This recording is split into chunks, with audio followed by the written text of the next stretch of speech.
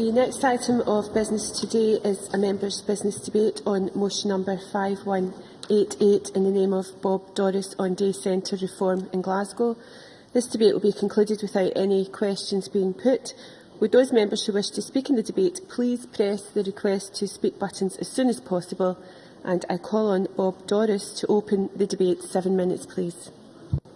Thank you very much, Presiding Officer. In opening this debate, I welcome a number of family members of service users from the Summerston Day Centre for Adults with Learning Difficulties to the public gallery this afternoon. I also welcome former service users and family members of the Accord Centre in Glasgow's East End, one of the 3 centres previously closed by the City Council.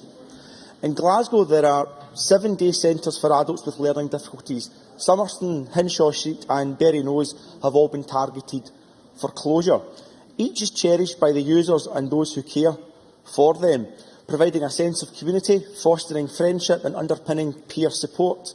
They provide a vital support also to families and carers, many of whom, if they don't mind me saying so, are entering old age. The closure of these centres will see roughly 320 learning disabled people moving over to alternative day services. However, the problem is no one really has any idea what this will involve. There's absolutely no details so far that have been given. The Council proposal does state that the capacity to use community venues throughout the city is currently severely constrained by the availability of appropriate toileting and changing facilities. You can see the concern we have that even if other facilities were to be used, would they even be appropriate? And that will come as no surprise to some of those that relied on the Accord Centre before its closure. Those present today tell me they are still waiting for adequate provision to be offered. The Learning Disability Alliance reports of one Glasgow mother whose daughter previously used one of the closed day centres as saying, "I now take Megan to a church hall where for £5 we can sit from 11 until 3. For lunch she gets a sliced ham and white bread sandwich and a chocolate biscuit, but at least she's warm and dry. There are pens and colouring books to keep her occupied." Presiding Officer, if that's the level of ambition for some of Glasgow's most vulnerable adults, then I would urgently urge the City Council to reconsider. These proposals will also affect the 200 adults with the most profound learning difficulties that will be left in the remaining 4 centres. They are part of a wider community within the day centre network. They have friends with a variety and a range of learning difficulties, but they thrive in each other's company, and there's a clear benefit to all. But this will be lost, and there's a real danger that we will marginalise and isolate those who are most vulnerable in society. I don't believe that's Glasgow City Council's intention, but these plans could very well achieve that. I want to briefly look at the financial position of Glasgow. Glasgow has recently published plans to cut £70 million over 2 years from its budget.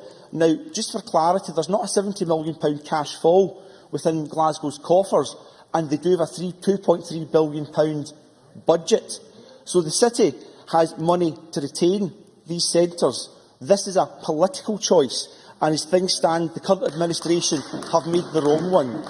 And I very much hope that they will reconsider. Briefly, yes. Drew Smith. I wonder if Mr Doris could then explain to me why, when the budget proposals were brought last year, SNP councillors in Glasgow originally intended to cut £220,000 from the social care budget. That's £220,000 less in the budget than the Labour proposal, and then, after conferring with the other groups in the council, presented a joint opposition budget which would have cut £330,000 from the social care budget in Glasgow.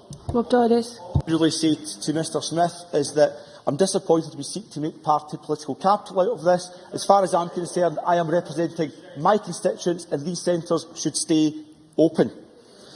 Council proposals also involve up to £3 million being saved from transport costs for the most vulnerable people.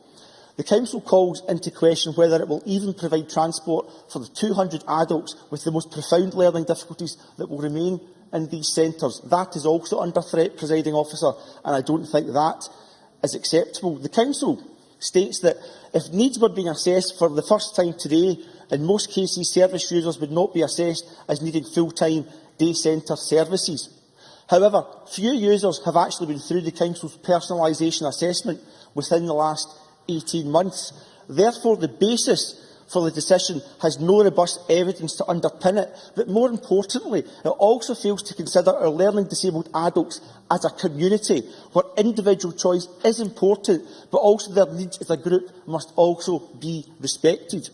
This Chamber will be aware that choice is a fundamental principle inherent in self-directed support, empowering service users to extend, terminate or retain services as appropriate. But these proposed actions by Glasgow City Council will dramatically restrict choice. Personalisation can be at retaining an existing service, and these plans do not provide for that. Now, I don't oppose reform. The families I have spoken to don't object to reform either. However, they have not been included in any meaningful discussions about what any future service may or may not look like. Families and service users feel that they have been frozen out by the Council. Surely any service redesign proposals would have placed the current users and carers at the heart of the consultation process. Unfortunately, Glasgow City Council have a dreadful track record in this area, be it the school estate, be it plans for George Square, or be it the most vulnerable people in our society. The short 6-question consultation issued by the Council was produced after firm proposals to close 3 centres were published. It has also been widely criticised as being completely biased in favour of the Council proposals and completely lacking in terms of providing families with the opportunity to suggest any alternatives whatsoever. Glasgow City Council leader Gordon Matheson should listen to his own carers champion, Dr Chris Mason. He believes that these proposals are not fit for purpose, and I agree. I would urge the City Council to shelve the plans to close the 3 day centres and open meaningful discussions with service users and families, and when appropriate, consult on any new proposals that may emerge.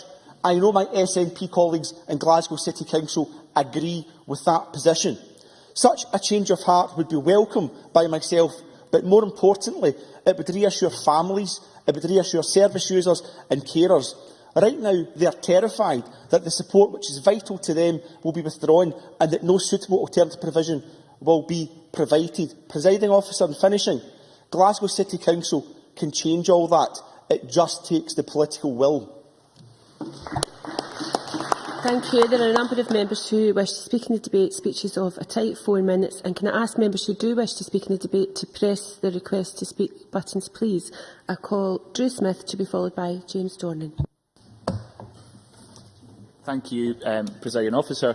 I'm obviously aware of the concerns which exist about the proposals to restructure Glasgow's Learning Disability Day services.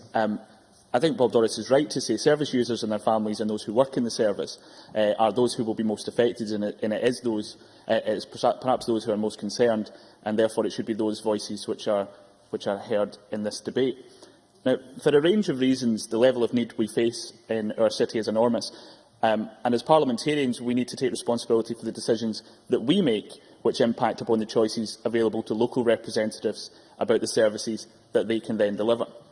Last year, the Health and Sport Committee undertook scrutiny of the Scottish Government's self-directed support bill, which as a Parliament we then passed, and SDS and the personalisation agenda which Glasgow City Council is pursuing are closely related. As a committee, we took evidence in Glasgow from representatives of service users and carers and heard their concerns about personalisation. And that evidence reflected an experience I had shortly after I was elected, when I shadowed an older carer looking after her adult daughter. The lesson I learned from both of those was that change must be communicated sensitively, and it must be underpinned by genuine assessment of need and an understanding of the impact that change has on individuals. The other part of the evidence, though, that we heard in Glasgow was from the City Council's Social Work Department, and the scale of the challenge was made clear. Despite Glasgow actually prioritising resources for social work services, Glasgow has a system which has not provided equity of support, and it has not always provided the right support for every individual. I mentioned the prioritisation of the budget, and this is important. Glasgow does not have a fair funding settlement, and it has very challenging savings to make as a consequence. So prioritisation of social work means deeper cuts in other budgets. That is not easy, so let's not pretend that it is. I do welcome the fact, particularly that savings which might be made by these changes that by the changes that are proposed will accrue back to social work services. So that's the £11 million for day centres remains £11 million spent on those services. It becomes about individual budgets and how the specifics of the money is spent. So it isn't a cut in that respect. The challenge of personalisation in SDS, which everyone in this chamber actually supports and voted for last year, is that needs are assessed or reassessed, or as individuals opt out of receiving or opt to receive support in different ways, the demand for day centres will decrease. Now, to my mind, the challenge which the Glasgow situation poses for us as a Parliament is not just to highlight dissatisfaction with a particular proposal or just to support the old way is necessarily the best way, but it's to consider the reality of undertaking greater personalisation in SDS, a move which will require reassessment of need at a time of budget pressure, and that will be the case across the country. Of course. Bob Doris. Just for clarity, would the member agree that self-directed support does not change the need for assessments, which has been happened over the years and it failed to happen in Glasgow, and that also existing services is one valid choice within self-directed support? Drew Smith. Absolutely. We discussed that at length in committee when we considered that. I would absolutely agree that day services are going to remain absolutely vital for those who need them. And I would also absolutely agree that we need to have proper and genuine assessment, and I think we were all in agreement about that when we considered SDS. I would say that I think there are clear lessons to be learned from the Glasgow experience of this. In the context of the motion that Mr Doris has brought forward, I think there are things which Glasgow should consider further before his decision is taken. And I think some of that probably is contained in the Health Committee's report, and some of it is reflected, as Bob Doris said, in the comments that have been made by Chris Mason. I also think there is a genuine case to look at whether or not we need to have a change fund for local councils so that they can better support those who are then affected by a change. Now, just before I close, Presiding Officer, if I can, I also wanted to mention the role of service staff in all of this. Our committee listened to service users and those who manage services, but we didn't spend a lot of time listening directly to those who deliver them. And when I've discussed the Glasgow proposals with, for example, Unite members who currently transport service users to the existing centres, it's clear that they also have concerns. So I think councils need to listen carefully to service users and their families, but I would also remind managers of any service that often the staff on the ground have the key knowledge about how to improve their own work, and their cooperation in any redesign is often vital to whether or not that redesign succeeds or not. Thank you, Presiding Officer. Thank you. I call James Dornan to be followed by Ruth Davison. Thank you, Presiding Officer, and I'd like to start off by thanking my colleague Bob Doris for bringing forward this debate. It's a very important issue and one that continues to raise its head, unfortunately, in the City of Glasgow. Now, we all recognise that hard decisions need to be made because of the financial situation, and I think we all recognise the need to modernise care services where appropriate, but we also have to recognise the responsibility that we, as elected representatives, along with our council colleagues, have a duty of care to those most in need of assistance and must ensure that the service being delivered is fit for purpose. I have no doubt there's a lot of good in the proposals being brought forward by Glasgow City Council. Anything that could widen options and opportunities for those with learning disabilities has to be welcomed. The self-directed support bill, as we're talking about. And if the Council were starting from scratch and designing a new service for new users, then there would be almost universal support for the type of proposals that they are suggesting being part of that. But that's not the case. What we're being asked to support is a scheme where people with learning disabilities are being asked, no, not asked, told that they have to give up the centres that have been an important part of their life, in some cases for 40 years. I was asked to visit a number of carers of the centre users recently, and what came out loud and clear is these centres give the users a sense of purpose and of belonging. It's where many lifelong friendships have been created, and for many, waiting for the bus to pick them up in the morning is the start of the excitement of the day for them.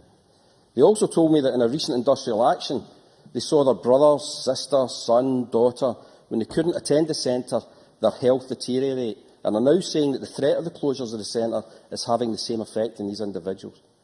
Now, I know that's not what Glasgow is aiming for, but it is one of the consequences of their actions. In my view, there are two main things wrong with these proposals. One is, as I've just described, where no account appears to have been taken of the impact these closures will have on individuals, their well-being, self-respect and relationships. The other is the risible consultation process. Many of the users and carers never received the consultation document until mid to late November, with a deadline of January 7th, coincidentally the first day back for many council offices after the Christmas and New Year holidays, and taking no account of these holidays in the consultation period. After my meeting, I contacted the then head of social work in Glasgow to ask if he could put the deadline back for even just 2 weeks to allow people to respond, and his response was as follows, for part of it. Whilst I acknowledge that the timescales for the consultation are a challenge, he then goes on to say some other things. You know what?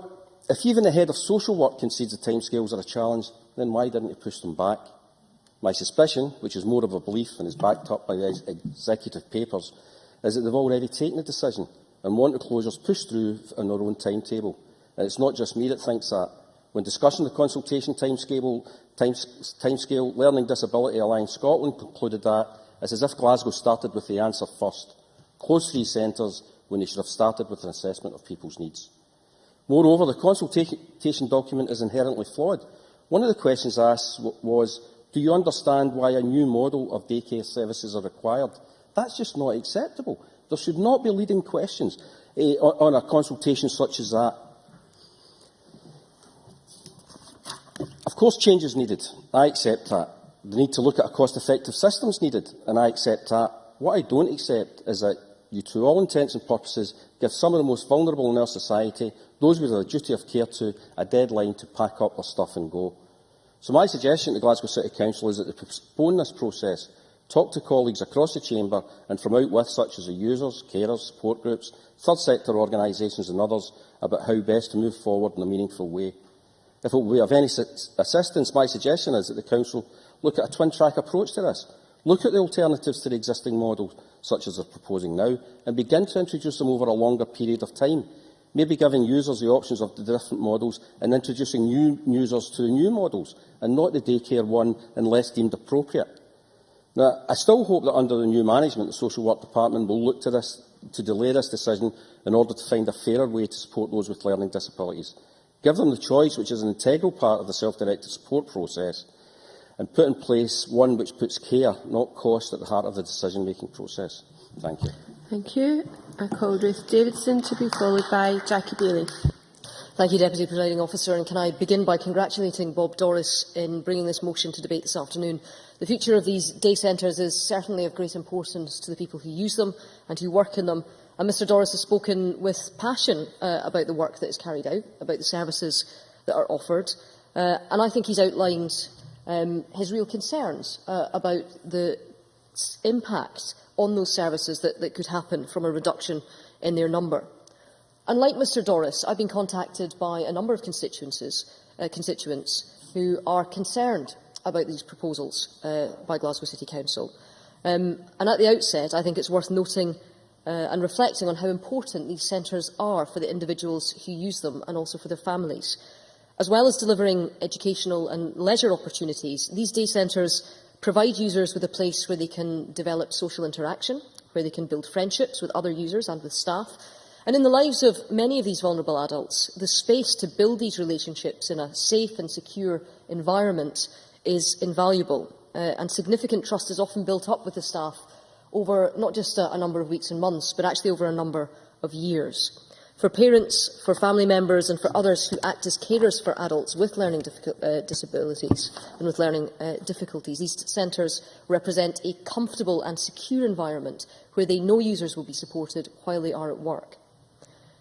The structure that these centres provide in the lives of vulnerable adults who benefit from them should also not be underestimated, because often the programme of activities, the supportive environment, even the provision of regular nutritious meals, as Mr Doris explained, can make a real difference in the lives of users. And to quote some of the carers who wrote to me with their concerns about these proposals, the centres that have been earmarked for closure are, and I quote, central to the health and well-being of hundreds of learning disabled adults in the city. At this point, I think it's also important to pay tribute to the hard work of the staff at each of these centres. I know Mr Smith was running out of time, but I think he made a good point when he wanted to move on to that. In many cases, it is the relationships that have been built up between staff and users that demonstrate the benefits of these centres and the impact that they have on the lives of users. And given the value of these day centres, it is difficult to see how the proposals to reduce the number of centres from 7 to 4 could have anything other than a negative impact on the service available to users. I know too that there are specific concerns relating to these services. Some carers are worried about the impact of changes to the way the Council allocates resources to vulnerable adults, particularly when many of these individuals would not cope with the additional responsibility of managing those budgets. This is an issue that we've talked at length and has been in this chamber and got broad support. But there are also concerns over plans to cut transport for learning disabled people, with users being pushed towards public transport and other alternatives. And in many cases, they may well be appropriate, but in others, it's likely that the transport currently being provided is the only suitable means of an individual being able to come to these day centres. So I share some of these concerns, and I think it's important that these changes are managed as sensitively as is humanly possible. As members will be aware, Glasgow City Council's Social Work Services has been seeking views on these changes, and we've talked about it today as part of their consultation. And I know that many have contributed to this consultation, including some of the 520 adults with learning disabilities who currently attend these day centres. I hope that these views will be taken on board as the Council takes forward the reforms of these services. However, with the pressures that there are on local authority budgets, it is clear that councils, including Glasgow City Council, have to make very difficult decisions regarding the services that they provide. They have to balance their responsibility to provide effective services with their duty to deliver value for money for council taxpayers. And I hope in this particular situation the right balance can be found, which minimises the impact on vulnerable adults who've benefited from these centres in the past. Thank you. Thank you. Call Jackie Bailey, to be followed by Sandra White. Thank you, Presiding Officer, and let me also congratulate Bob Doris on securing this debate. As the convener of the cross-party group on learning disability, I very much welcome the opportunity to debate the nature and provision of services for people with learning disability, not just in Glasgow, but more generally. And I well recall the massive change to how we supported people with learning disabilities in the late 1990s. The move away from long-stay institutions like Lennox Castle, like Woodley, and it was absolutely transformational for the quality of life of people with learning disabilities. It was transformational for their families' experience, and it was absolutely the right thing to do. So we shouldn't keep things, not for a minute, we shouldn't keep things the way they are because it was ever thus. The challenge for us as policymakers is to ensure we do it better and we increasingly do what's right for the individual. And we haven't stood still since then. The trend in policy is towards independent living. Just a matter of weeks ago, as other members have touched on, this Parliament passed a bill to give legislative underpinning to self-directed support, which at its heart is about ensuring people that require care and support can be in control of how and when this is delivered. Whether we like it or not, that does have implications for services, because if you are effectively taking money from a service to use it differently, as self-directed support would have you do, that has consequences for what's left behind. And nowhere is this more evident than in day centres. It isn't about cuts. It's about changes to how services are provided. And my understanding is not one penny of a cut will be made as a result of these proposals. Instead, they will be spent on individual care packages. It is worth noting, I will indeed. Bob Doris. Very briefly, much of what Jackie Bailey says I Mr agree Doris, with. can you move your microphone up? Yeah, sorry. Much of what Jackie Bailey says I agree with. You mentioned user choice. Do you not think it was wrong that service users were not asked what they view a new service should look like before proposals were presented? Jackie Bailey. Can I say to Bob Doris, I'm coming on to the process in a minute. In my role as convener, it is worth noting that the majority of people involved in learning disability services in Glasgow and elsewhere, only something like 1 in 10 use day centres. That doesn't mean they're not important, but experience suggests that the majority of people prefer to be involved in a variety of activities in their local area rather than going to a day centre. For others, the day centre will be their first choice, and it should be the case that any proposal for service change should ensure that the users of the service are listened to, that assessments are carried out, and alternative and sometimes better services are put in place before there is any decision about change. That is good practice. Change is difficult unless the alternative offer is tangible, and I want to be absolutely clear. I would always want any service, whether it's a council, whether it's the voluntary sector, to take the time to get this right. But the reality is that this is where SDS takes you. Personalised services often mean a reduction in centrally provided group services because people do make different choices. And you really can't support SDS and then misunderstand some of the consequences that may arise from its implementation. And, forgive me, Presiding Officer, but let me gently point out that Glasgow's share of local government settlement has declined each year for the last 4 years. Had that not happened, Glasgow would have an extra £75 million to spend this year. But, I do come back to this isn't about cuts, because actually the discussion should be about the nature of support for people with learning disabilities. And, it isn't about cuts, because this isn't confined to Glasgow. I know this has been an issue of some difficulty for SNP-controlled Dundee City Council, who too are recognising that they need to close a day centre. The point of difficulty in changes to services is how to unlock the money to run alternative services at the same time, how we deal with transition and how we maintain day centres for those who still need them. In coming to a conclusion, Presiding Officer, perhaps I could invite Bob Doris and his colleagues to join with me in asking the Minister to look again at transition, to smooth the implementation of self-directed support. Glasgow, I know, is to be awarded £0.5 million. Compare that with a city like Birmingham that has similar needs and similar levels of self-directed support. They will get £5 million to manage the same transition. Do you know, if we do that, Presiding Officer, we actually make a real difference for people with learning disabilities by improving their choice, but also by continuing to improve quality of life. Thank you. Thank you. Sandra White, to be followed by Patricia Ferguson. Thank you very much, Presiding Officer. I think most of what's been said has been excellent and it's been a good debate, but I'm glad that Jackie Bailey at the very end raised something, because I was just going to perhaps upset the apple cart by my contribution. I just think I need to put this on record. I really would like to lay to rest the false claims, and Jackie Bailey raised this as well, by Gordon Matheson, Labour leader of Glasgow City Council, and Labour councils, and obviously Labour MSPs, and some ones of the media, in regards to how hard Glasgow City Council has it. Glasgow City Council has the largest budget of any mainland council, and they have choices to make. They have choices to make in regards to how they spend that money. I'll give you two examples, just two, could probably give you hundreds more. I'll give you two examples how they've chosen to make that choice. £500,000 given to Glasgow Regeneration Agency Chief Executive, a decision which was criticised by the charity Oscar, not just criticised, but said it was misconduct. £15 million to regenerate George Square. No consultation with the general public in Glasgow. 42 people asked, out of the whole population of Glasgow, greatly criticised and widely criticised by Glaswegians. So I just think I would like to lay that to rest. Yes, I'll take it in the Jackie Bailey. As a regular visitor to George Square, my understanding is that the money is actually coming directly from the Scottish Government by way of a TIF. Sandra White. From the Scottish Government and also from the TIF, which Glasgow City Council welcomed. But Glasgow City Council has choices to make, and is making the choice without asking the people of Glasgow. I'm sorry, I've only got 2.5 minutes. I want to lay to rest these false claims which continually come out of Labour Party spokespeople and councillors as well. And I want to congratulate, first of all, Bob Doris for raising this particular issue. I think what he's raised is absolutely excellent, and the quote he gave from an actual user about having to go to a day centre, which Glasgow City Council called the day centres closing down, so we'll take you somewhere else, is modernisation. Where you sit there in a heated room and have a sandwich is not what I would call a day centre.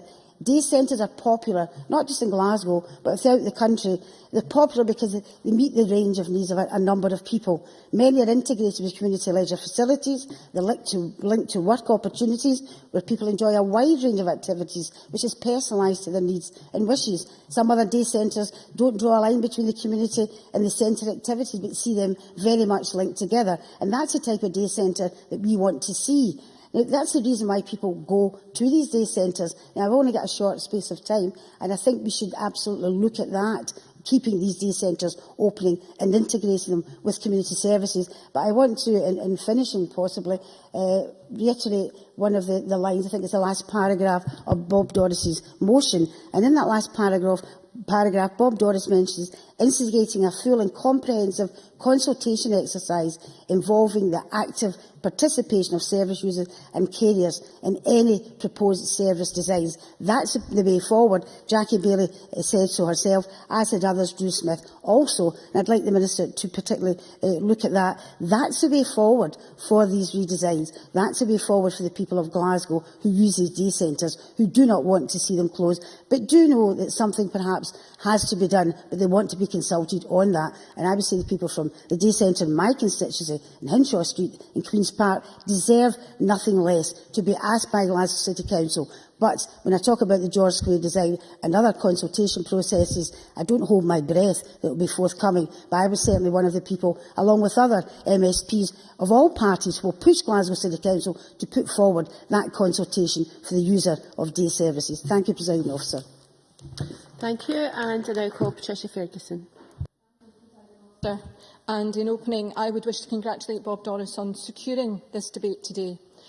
The services and support we provide to the most vulnerable in our society should always be the very best they can be, and we should always be prepared to review and, if needs be, change that provision to ensure that it is robust and fit for purpose.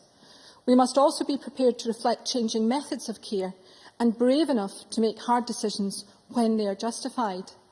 That is why we, on this side of the chamber, back the Scottish Government's policy on self-directed care and the legislation which will enshrine it in law.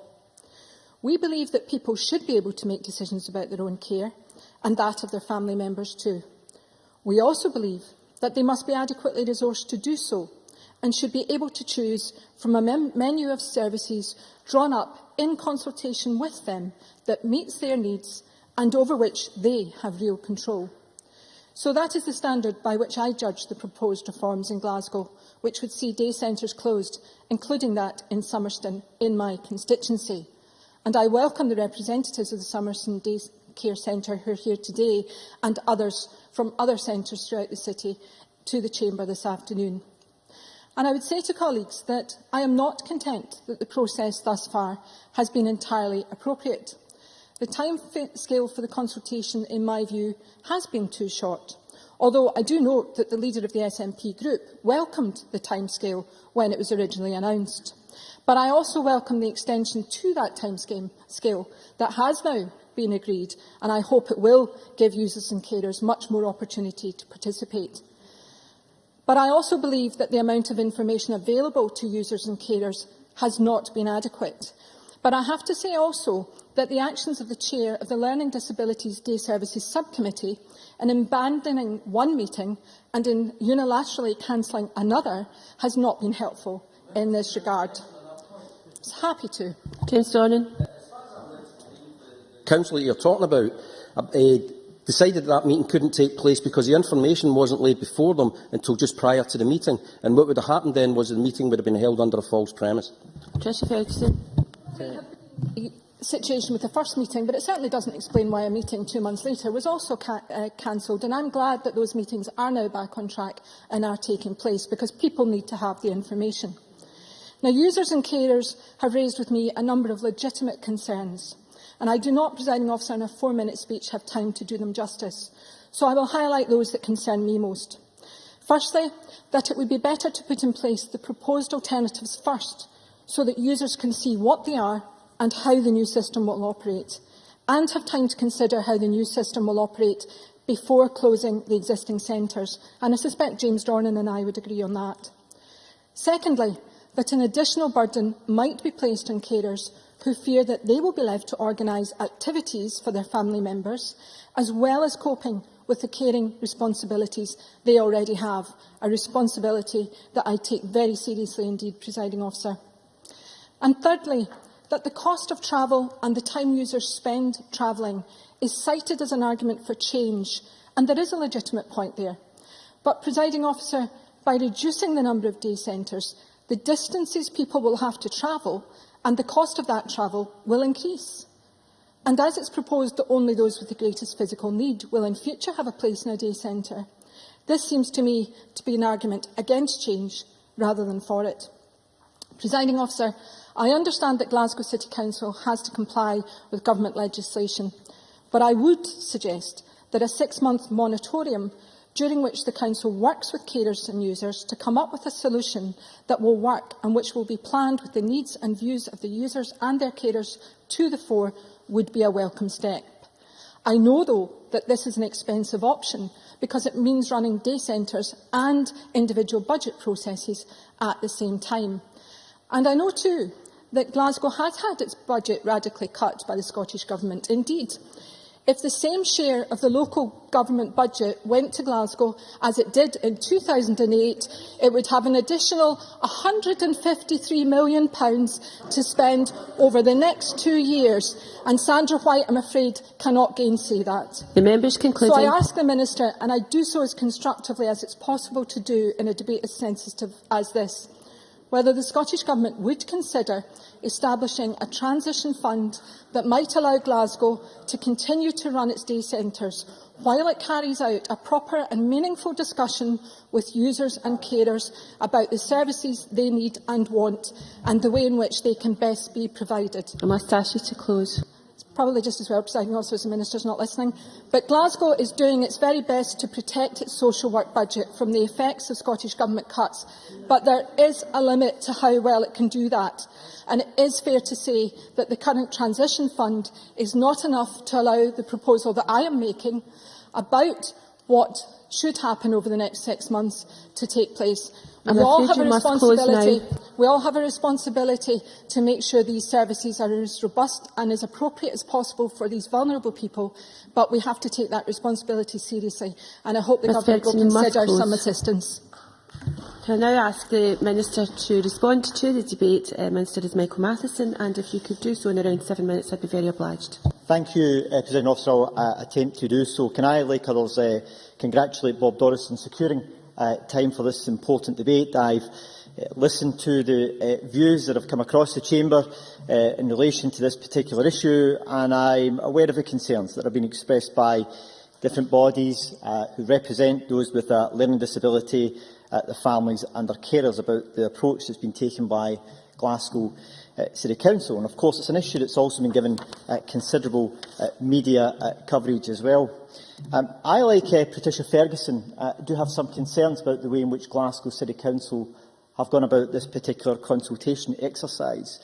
It strikes me, given the nature of the changes which they are proposing, that the written consultation period has been extremely short. And I would hope that Glasgow City Council would reflect upon that, because I'm sure all members would recognise that in order to have meaningful consultation, it has to be more than a simple paper exercise. It has to be accessible to all those who may be affected by any change. Glasgow's written consultation asked people if people understand why a new model of day services is needed. For example, it asks if there should be age-appropriate services for people over 65, and asks about the type of community services people would like to see for adults with learning disabilities.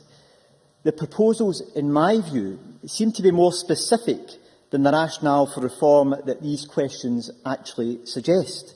The proposals suggest what the envisaged service would actually look like. I'm not clear what involvement people within the community have had in shaping these particular proposals. But understandably, in a tight economic climate, Glasgow City Council need to make best use of their existing resources. However, service development needs to maximise opportunity for people with learning disabilities to take part in their community. But the question does remain as to how firm the specific proposals that Glasgow City Council brought forward actually are. If the people of Glasgow support a direction of travel to make better use of the resources available, it then begs the question, will they be involved in deciding what services are closed? Will people with a learning disability and carers have a say in the day services that they have in the future? Now, I understand that Glasgow intend to make a decision on the proposals next week. However, I haven't seen an analysis of the consultation's findings, but I will watch with particular interest. But I do hope that Glasgow Council will listen to the concerns and give the people who these changes will affect the most a chance to influence the way forward. Presiding Officer, I would also like to take the opportunity to inform the Chamber that the Social Care Self-Directed Support Act 2013 secured royal assent last week. But I would also like to reaffirm that National Self-Directed Support Policy and the new Act is nothing to do with delivering savings. It's about giving citizens meaningful and informed choice. And I'm sure all members who have had an interest in the personalisation agenda for many years will recognise that the personalisation agenda is not a recent one. Personalisation is a process that's been taking place for over a decade now. Informed choice is crucial in making this work. Glasgow has made a particular decision on how it wishes to take forward self-directed support in advance of the new duties that are contained within the Act. These duties go beyond personalised budgets itself, but Glasgow has taken a route that has not been shared and taken forward by other local authorities in Scotland. But I do recognise that, like all councils, Glasgow will have to commission services in the future differently from those they have commissioned in the past. There is no doubt that hard choices will have to be made, but when services become unsustainable, the replacement has to deliver better outcomes. If commissioning is informed by real understanding of what communities want, through proper involvement of people in those communities, then people are more likely to accept that services cannot be sustained and that they need to change. Members may be interested to know that the Learning Disability Strategy 2000 in many ways led the way in demands for personalised social care and support. Both development and delivery of that policy shifted our focus from service structures to people and what people want from service providers. Following the review of what has been achieved through the strategy, we held a public consultation asking what should be included in the new Learning Disabilities Strategy. That consultation responses are presently being analysed, but early indications show that people want a variety of opportunities and options during the day, including traditional day centres. We'll be taking forward our own work through a number of different national strategy groups, working with people with learning disabilities, parents and carers, to take this area of work forward. Presiding Officer, I'm also acutely aware, as I'm sure all members of this chamber are, of the significant contribution unpaid carers make as well. We owe our carers a debt of gratitude, and also we need to make sure we take action to support them. That action must include listening to and hearing what works for carers as well as what works for the family members and friends that they support.